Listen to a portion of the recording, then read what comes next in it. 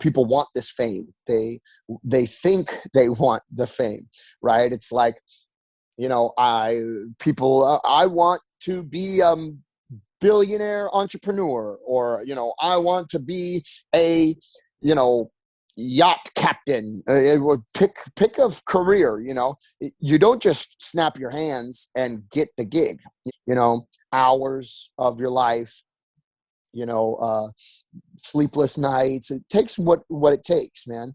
Welcome to another episode of the Imperfectly Perfect podcast. With your host, Glenn Marsden, we go beyond the surface to share truths, journeys, and raw stories from some of the world's most prominent public figures. From entertainment and sports to corporate leaders, personal development experts, spiritual mentors, and leading medical and scientific professionals, each guest brings a powerful message of resilience and transformation. Subscribe to our new YouTube channel to stay updated on every episode as we continue our mission to change the narrative around mental health, one story at a time. All right, guys, so welcome to another episode of the Imperfectly Perfect podcast. Excited about this one, as I am each week, but everybody knows this guy. He is the face of the campaign, is a huge advocate for mental health, Mr. Jeremy Jackson. Ta-da! I'm doing great, man. Thanks. It's good to see you. Thanks for having me on. Oh, mate, big resume there. I mean... I've been at it a long time, since 6 years old. So I had a chance to accrue a lot of life experience, I guess you could say. Yeah, I mean, what I'm going to do, I'm going to put it into context, how we actually met. So, what is it, 4 years ago now? It's getting up there, yep. So I reached out to you and I was like, do you want to shoot, mate? And I was like, not really. I don't really like photo shoots. Yeah, but then I saw your work. I heard you say that in an interview. You don't really like shooting, do you? No. But when I saw your work, I was like, yeah, I'm going to shoot with this guy. And the rest is history. I mean, then the campaign came out. You were straight on board it. But I mean, like I do with this campaign, I like to uncover. And you're very outspoken, which is what I love about you, about your journey. I mean, the first day that we met, you told me everything and you didn't even know me. I just love that when people share it. So take us back to the beginning, mate, and just like that young kid, stars in his eyes, what you wanted to do. And take us from the beginning.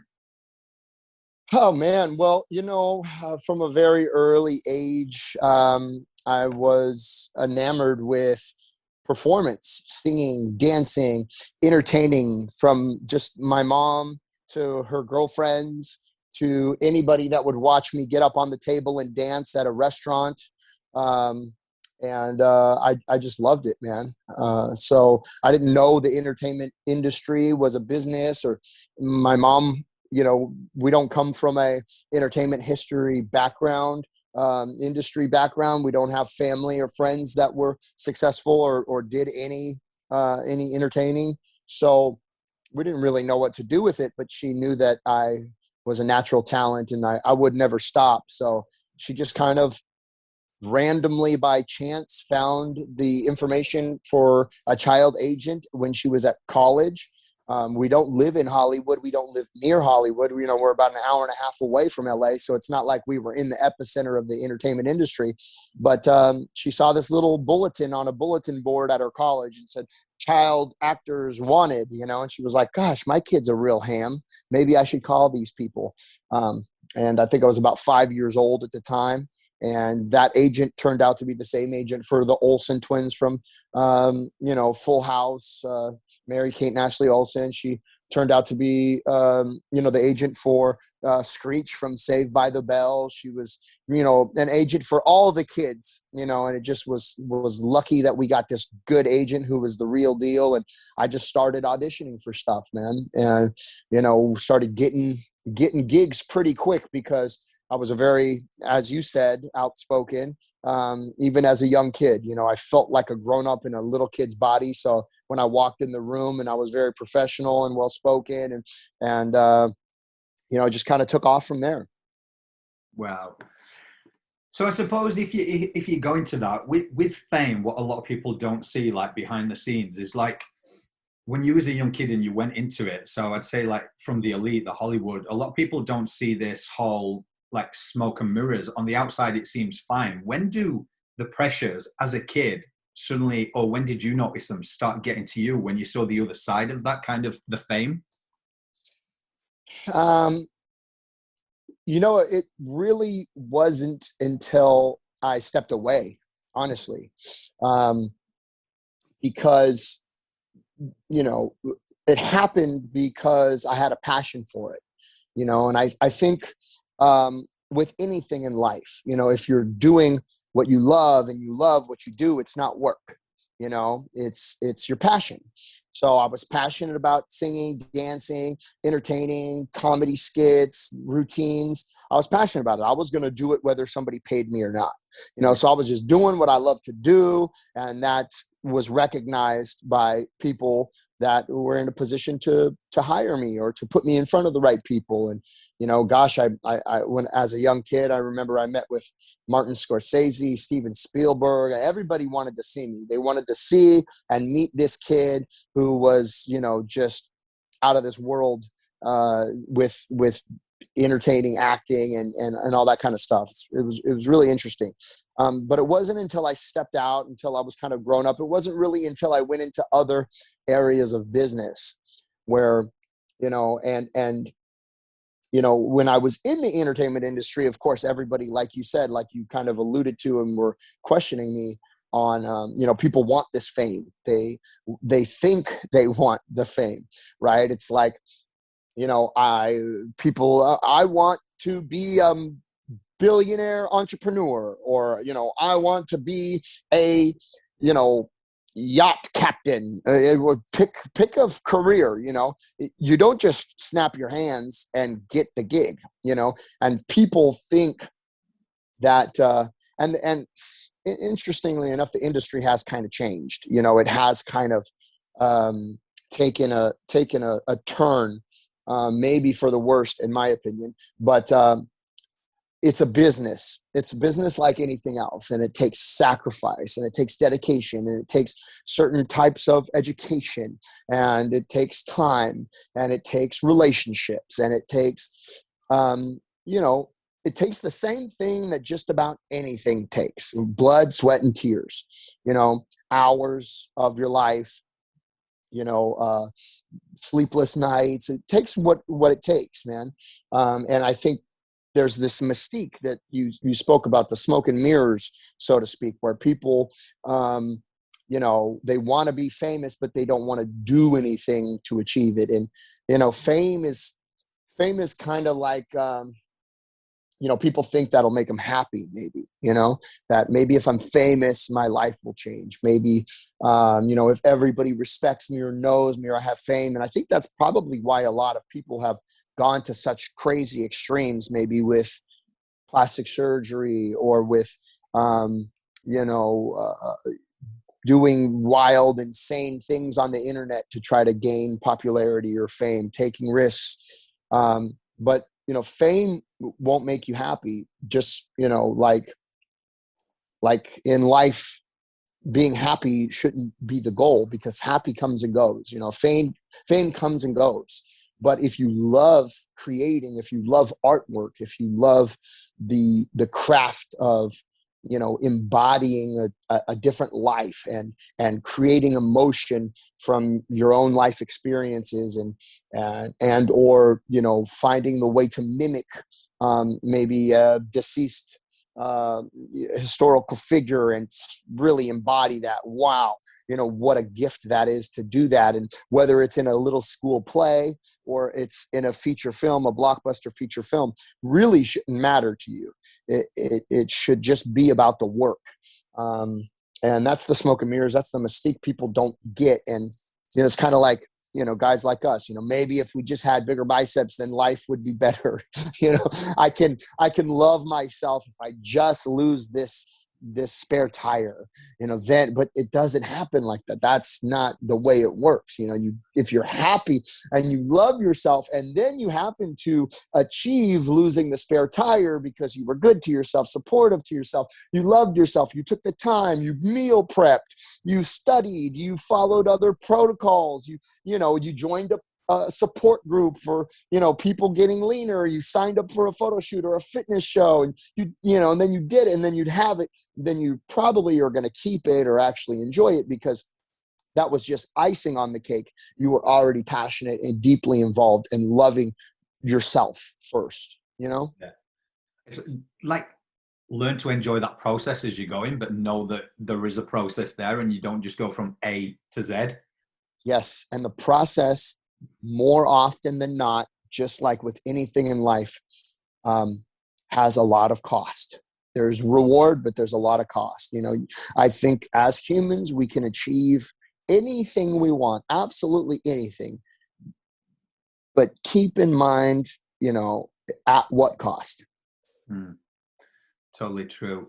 And then when you move forward and then Baywatch came along, were you guys, what's the word, say blown away at the response and how big it actually went? And then obviously more pressures of fame, because you've got paparazzi, you've got all this huge attention on one show for a young kid as well. How did you, I mean, even from David and Pamela, from that age to your age, were you all kind of blown away how fast and big it grew? You got the Knight Rider on the show. You kind of know it's not going to fail. You kind of know it's going to do good. He's a big deal. You got all these beautiful people on the beach. Did we know it was going to be the most watched television show in the history of the world and be in Guinness Book of World Records? No. Were there scares related to ratings and how we were doing and if we were going to make it to another season? Yes.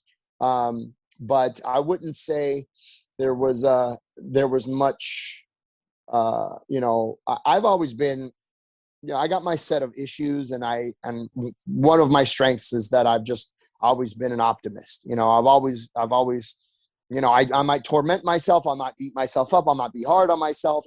I might not appreciate what I have in the moment, or, think that, something outside of me is going to make it better. But I've always been an optimist. So, I really did kind of just enjoy the process and have fun. The set, summertime, we're on the beach. Yeah. Paparazzis all want to get a picture, stay in shape, eat good lunch, jump in the ocean on break. So it wasn't too stressful on set, really. I mean, there was a lot of demand to show up and perform and do your job well. We're on a crunch. You got to get the shot. We're losing the sunlight. Those were the kind of stressful things. Hurry up. Now we got to relight, make it look like day. Sometimes we shoot in the night and then make it look like day. So production was stressed, but I pretty much just had a good time, man. Wow. And I know we've often spoke about it because it's something that we've both got in common when it comes to the working out and then in the past body dysmorphia. When you're on a show that's based on aesthetics, I mean, I've spoken to another couple of cast members, as you know, and they said the same thing. People don't realize you have to train, and that's a mental upheaval as well, because you're on a show that's like world renowned. And you have to peak condition. Well, the pressure was a little different for me because I was a kid, right? So I didn't have to be in shape. Of course, they don't want you getting chubby. And there were some times when the producers would be, hey, you're getting a little belly there, which is totally not okay to say to a 14-year-old kid. It's something not a 14-year-old kid should be thinking about, right? But, it definitely made an impact on me for the rest of my life. And, what I think is necessary to be successful, to be loved, to be seen as, victorious, to be seen as a sex symbol, to be appreciated and needed. So, yeah, I mean, being in great shape or trying to be in great shape or getting back in shape has been a reoccurring theme in my life because, you got David Chokachi, you got David Charvet, you got Jason Momoa, Jason Simmons. All these guys are lean and mean and obviously people are throwing money at them. They're getting the hot girlfriend. So in your formative years, seeing that all the time, it's kind of maybe impossible to beat that out of your head as an adult, right? Yeah. Oh man, just Yeah, just going into that. And I know we've often spoken about it, but moving on, you're into all your mindfulness and breath work and that. And that comes from you being openly spoken about your past with that fame, and then what happens when you're partying. I mean, I remember the first time we were talking and you were saying, yeah, I got into a bad stage where I was partying. And can you remember when I said, yeah, Jeremy, I used to party? And you was like, no, Glenn, I used to party. And I was like, yeah, I've partied. And you were, no, Glenn, and then you told me, and I was like, okay, maybe I've not partied. But Right. yeah, but I love the way that you share that story and you're open about it, and you've come through recovery, and now you use your platform to be a mentor to others. And I know when we came to LA and we was at yours and we did that for Rehab 9/11 to, I think, a cross average of 9 million people, and Yeah, that was sharing your amazing. story with that, man. It's Yeah. But amazing. thank you for doing that with me, man. That was a really cool time. I deeply enjoyed that, and it was great to be able to do it with you. And you know, I consider myself to be one of the very lucky, unfortunately few people who suffer with a mental disorder and a obsession of the mind and an allergy of the body, and what we call a spiritual disease. You know, it's a disease of the mind, but there's a spiritual sickness that goes with it. You know, and many people, the majority of people who are hooked on drugs, never get the opportunity to realize that drugs in any way, shape, or form can't be taken. You know, there's so much rationalization and justification that go along with it. You know, just a beer, only wine, or at my cousin's wedding. You know, there's so many excuses and exceptions that come up. Oh, it's prescribed by a doctor. And, you know, now with prescription drugs being so heavily prescribed, you know, a lot of people are overly medicated, and, you know, they might stay away from the hard stuff, but they still have an addiction that you know, they can't get off, and it's still hindering their freedom, the way they live. And to get into some of the deeper work, the deeper spiritual work, to uncover and discover the reason why there needs to be this shell, or this veil, or this shield around you, why your heart is hurting, and there needs to be some sort of lubricant between me and the world, which for people with my particular mental disorder, among various other ones, is that somehow a drink or some form of a drug is going to help me fit in more, is going to help me feel more a part of. And luckily, you know, I've made the mistake enough times to learn that every time I touch the stove, it's hot. You know, every time I put my hand in the fire, I get burned. And I've tried every form of sticking my hand in the fire that you can think of. I've had managers, agents, millions of dollars, rich girlfriends, perfect body. I've had, you know, everything that you would think a person could achieve, you know, to be set apart, or to be protected, or to be different, or to make it out unscathed.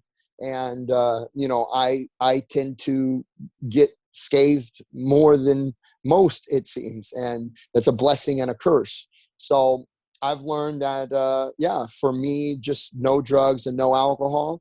And you know, that doesn't fix the problem, you know, because drugs and alcohol are not my problem. It's the stuff that goes on between my ears that's a problem.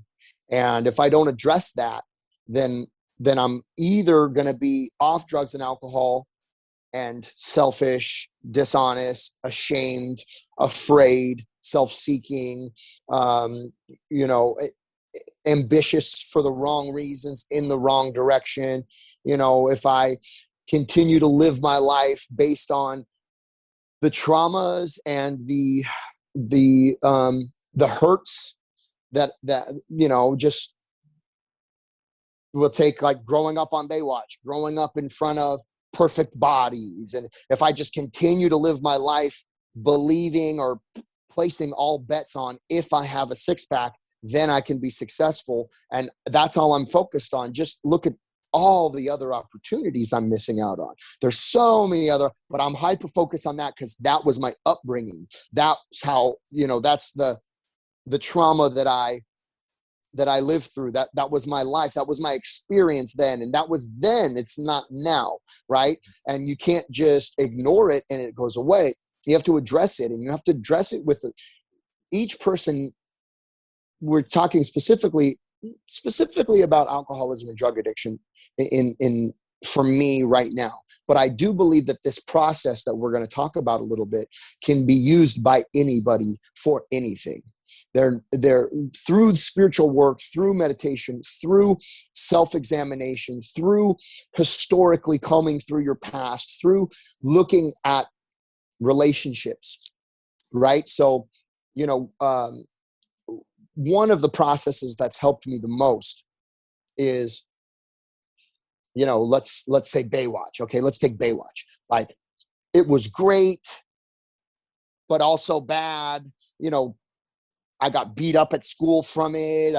I was lied to, manipulated, stolen from because of it, conned because of it. I was taken advantage because of it. I didn't have a proper upbringing because of it. I didn't have friends or get to go to normal school. The girls that dated me or went after me only wanted to go after me probably, many times to make an ex-boyfriend jealous. Okay, well, I'll date the famous guy, right? Or they were just looking for notoriety and or fame, or thinking maybe that a famous guy will be the answer to their problems, or if they get pregnant by me, they'll be set for life, and I'm like 16. So there's good stuff and there's bad stuff, right? So we take Baywatch, and I have these feelings about Baywatch.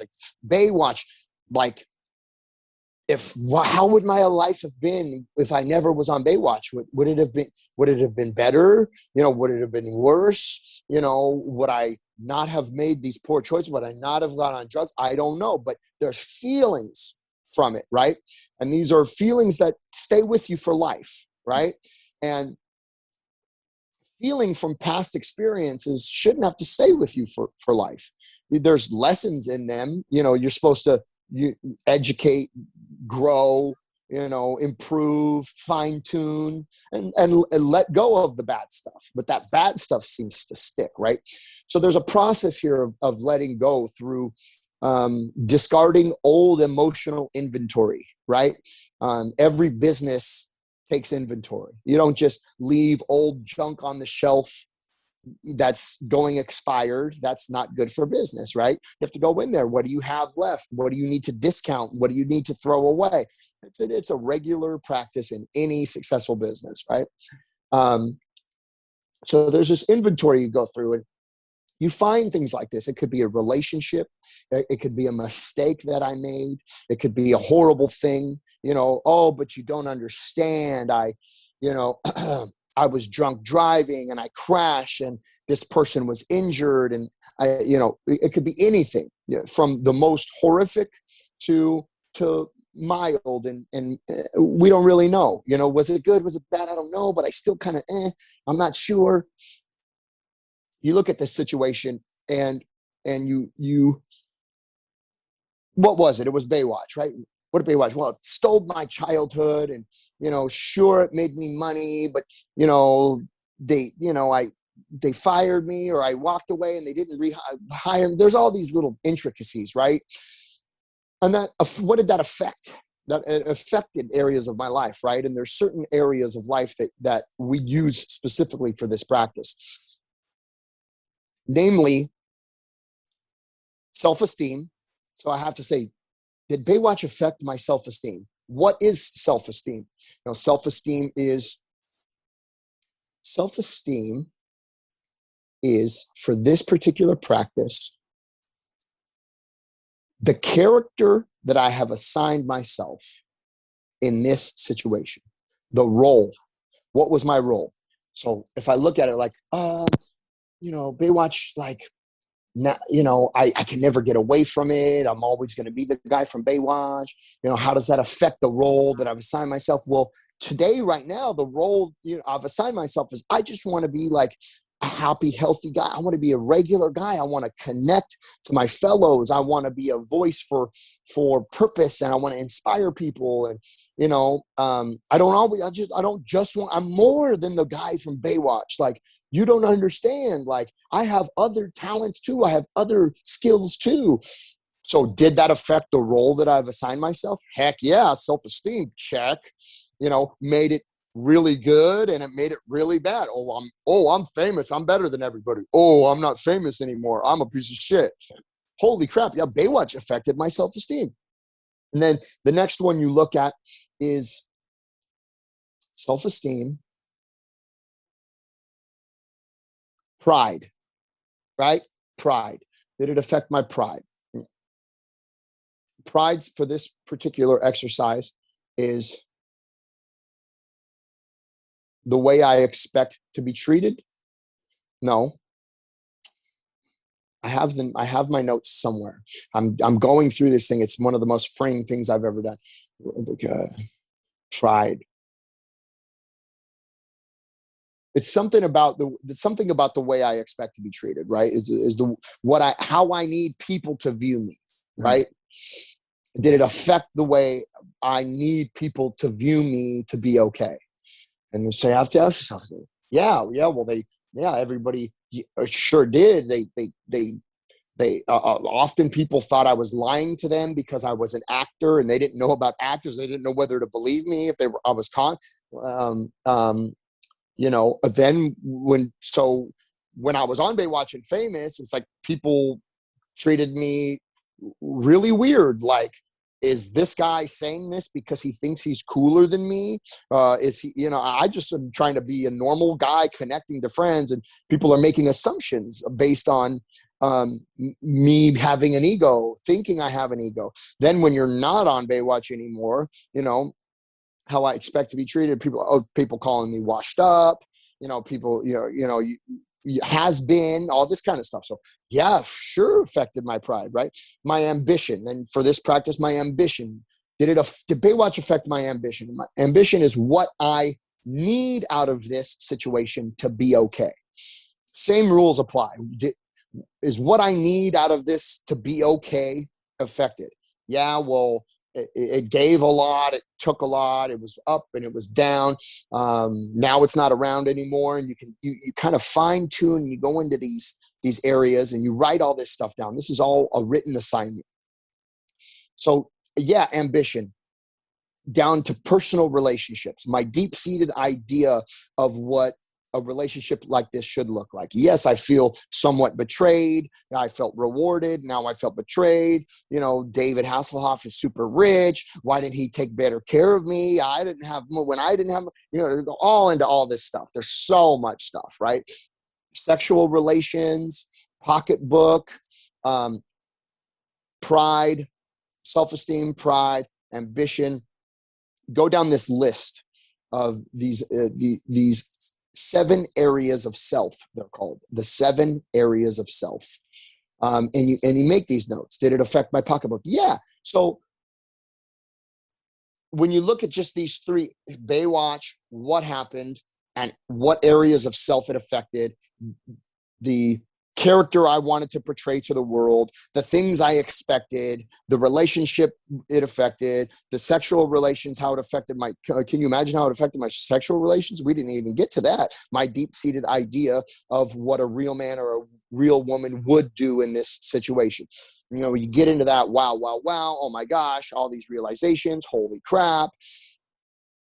Then you get into how I handled it. So we know it was Baywatch that caused a lot of emotion for me, good and bad. Then we know what Baywatch did, the good and bad, right? And we know the 7 areas of self that it affected and how it applied to my idea of what a real man, what my ambition, my pride, my self-esteem, my pocketbook, my sexual relations, and my personal relations. And then what did I do? What was the action that I took? First, the action. My action. Well, I did kind of mess up and get on drugs and ruin it. I walked away from the show. Okay. And you get down to what was the thought that I had that allowed me, how was I thinking that allowed me to take that action? Well, I was thinking, I'm rich, I'm better than this show, everybody needs me, people want me, I can go do another show, I'll just go do another movie, I don't care, I'm a teenager, fuck that show anyway. There's thoughts I was having. I make note of all those thoughts. Now, what was the fear that I had that allowed me to think in that way, that allowed me to take that action? Okay. So, oh man, really, if I'm honest right now, the fear I had was that at the time when I quit the show when I was 18 is because Baywatch was very much so interrupting with my partying.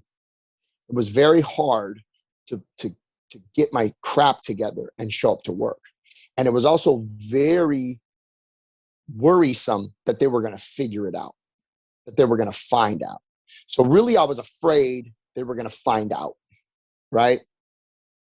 That I was on drugs. So it allowed me to think in an egotistical way that I was too good for them. That allowed me to take the action of quitting the show. Sure, there was bad stuff going on, but really, I had this fear that led to these thoughts, that led to this action. And then after fear, you say, who did it harm? Who was harmed? So then I start making this list of everybody that was hurt by my fearful thinking that led to action. So I'm like, oh man, my mom, my sister, my grandma, all my girlfriends. I mean, my rehabs, doctors, lawyers. I mean, I drug hundreds, if not thousands of people into my shitstorm life based on fear that allowed me to think certain things, that allowed me to take certain actions, that allowed me to mess everything up, and thinking that they were the problem. Everybody else was the problem. If they didn't do this, if they didn't say that, if the show wasn't like this, if all the producers weren't hooking up with chicks, then maybe I wouldn't have, all of these excuses to allow me to be the victim. I'm the victim. But you don't understand. I was just a poor kid. No, I had lies that allowed me to have unhealthy thoughts that allowed me to take action, which ultimately hurt many, many, many people. So after I now have suddenly realized that most of this stuff is my fault, that the world is going to work how it's going to work, that people are going to do what they're going to do. Everybody's just trying to do the best they can with the tools they have, with their own set of life experiences, with their own hurts and their own traumas, their own lies, their own fears, right? Their own insecurities, their own jealousy, their own greed. But this is about me, right? How can I operate in this crazy world without being a victim all the time to other people who have completely different set of shit I don't even freaking know about, right? So then that's a big realization. Wait a minute. When I'm unhealthy, when I'm fearful, when I'm thinking crooked, when my thinking is crippled by fear, I eventually hurt a lot of people. I drag my family and my friends through the mud financially, and everybody's got to hear my problems. Everybody's got to try to fix it real quick. Hurry up. Let's fix, let's rally and fix Jeremy's life and put him back together. He's broken again. That's a scary thing. Wow. That's a lot of responsibility. I better keep my shit in check up here because I don't want to drag everybody through the mud for the rest of my life. And then lastly, after I've had these realizations, I say, well, perhaps, like I said, perhaps those people weren't perfect either.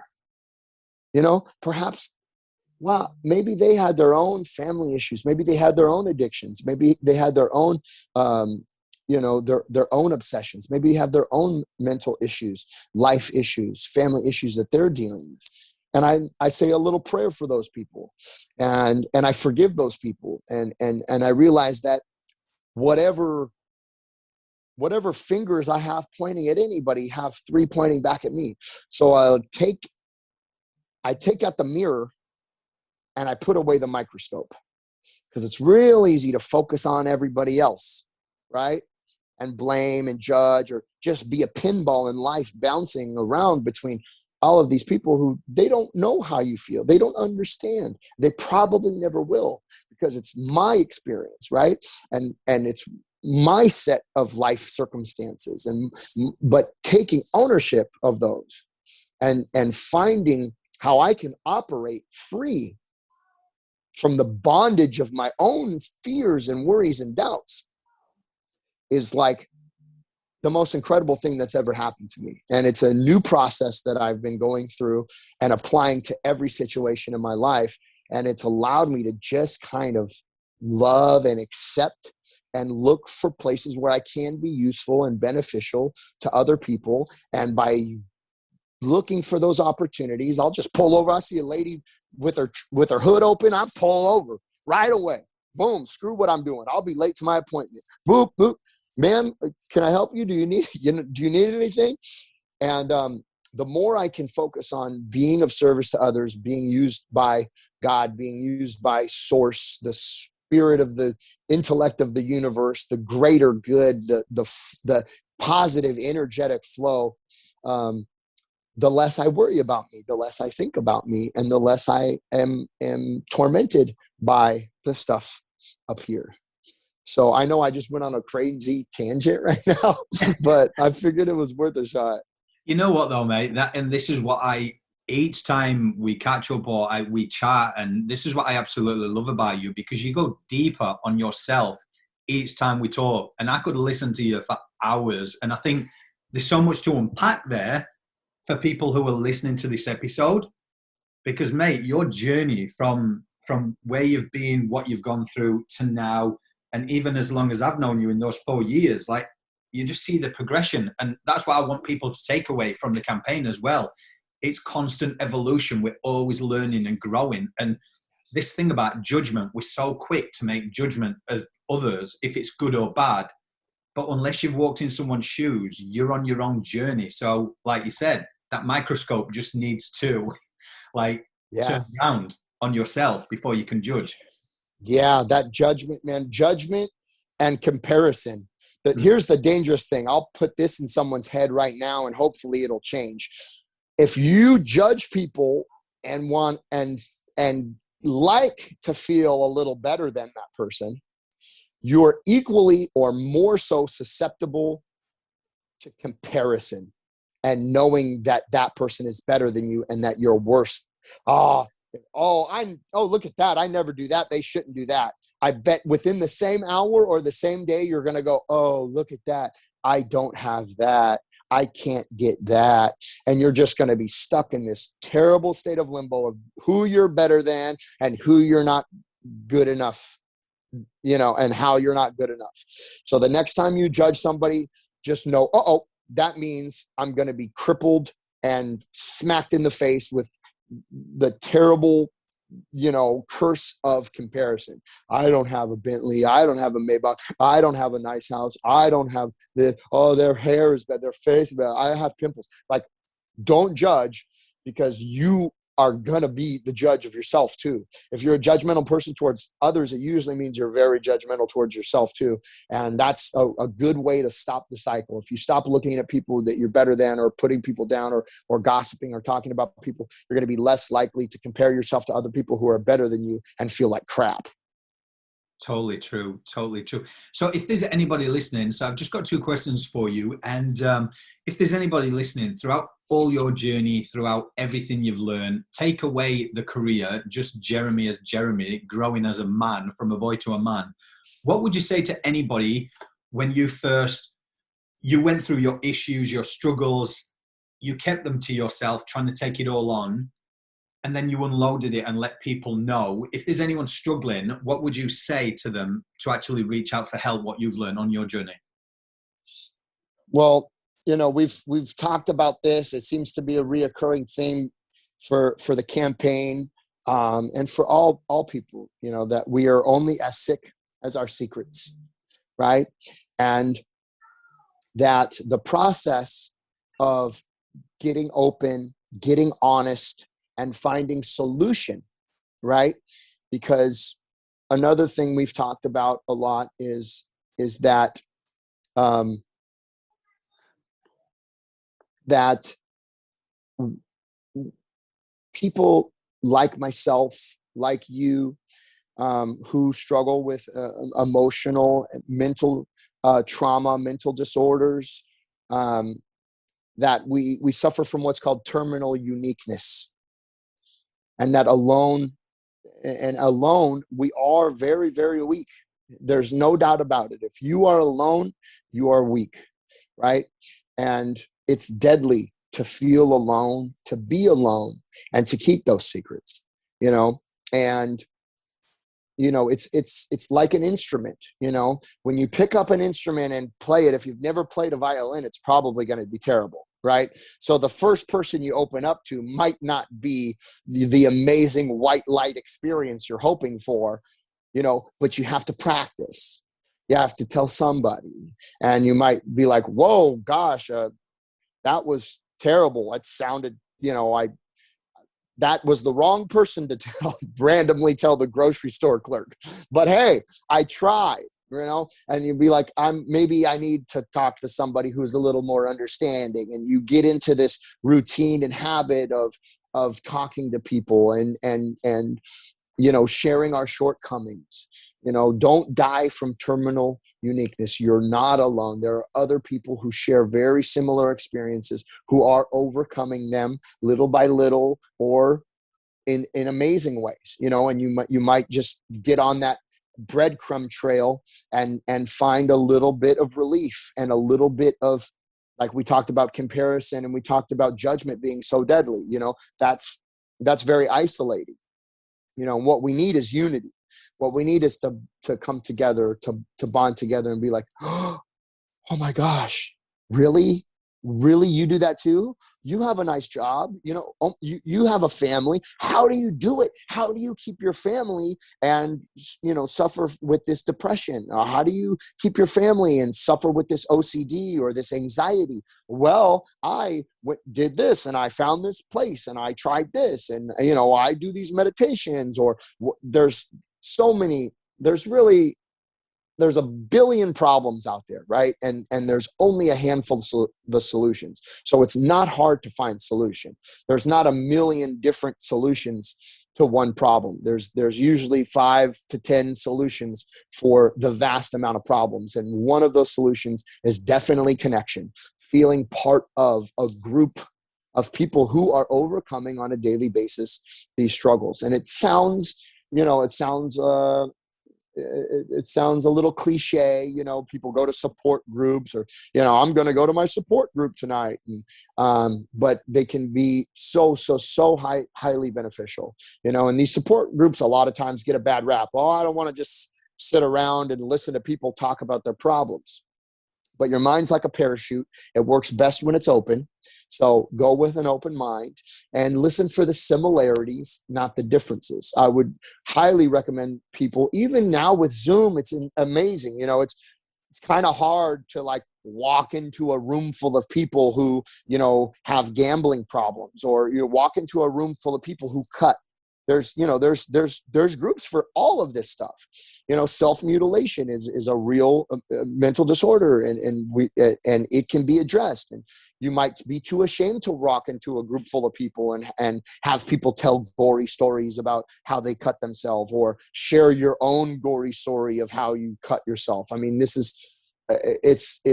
it needs to happen. It must happen, but it might be hard to start. So now with Zoom, you can log on. You don't even have to have your camera on, and you can just listen and find that breadcrumb trail. Start small, start sharing, start listening maybe first, finding some similarities, not differences, feeling a little less alone, and then maybe, check in. Hey, I'm here just listening. You don't have to tell a gory story, regardless of what it is, whether it's, body dysmorphia, anxiety, depression, PTSD. It doesn't really matter, but you can find a support group and listen, and then maybe check in, or shoot share your first time, lay it all on the table. Might as well just get the job over with, right? Jump into the deep end and start swimming, because you will find people who are willing to share solution on how they've overcome their problems. Amazing. So with us coming just over 18 months now with the IPC, with what you've done and gone even deeper on yourself, does the term imperfectly perfect mean something different to you or deeper? What does it mean to you now?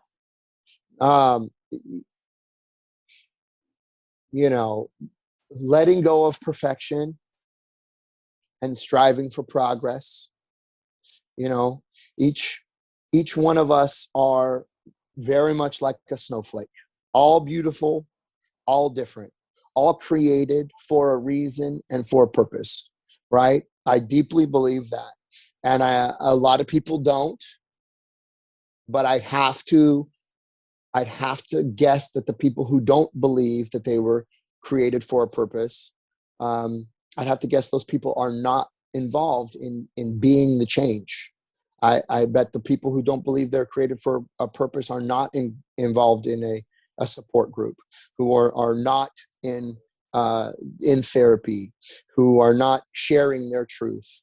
They're the people that are keeping the secrets, man. The people that are comparing and judging, And when you stop doing that and you start paying attention to the similarities, not the differences, you'll realize that making progress on a daily basis, one day at a time, doing a little bit better, getting a new routine. Maybe it's that gratitude list in the morning. Maybe it's that phone call to somebody else that is struggling or suffering. Maybe it's creating a spiritual hygiene routine. Prayers, meditations. When you start doing that stuff, you start going, wait a minute, maybe I was created for a purpose. Maybe I can impact somebody. Maybe I can change my family dynamic.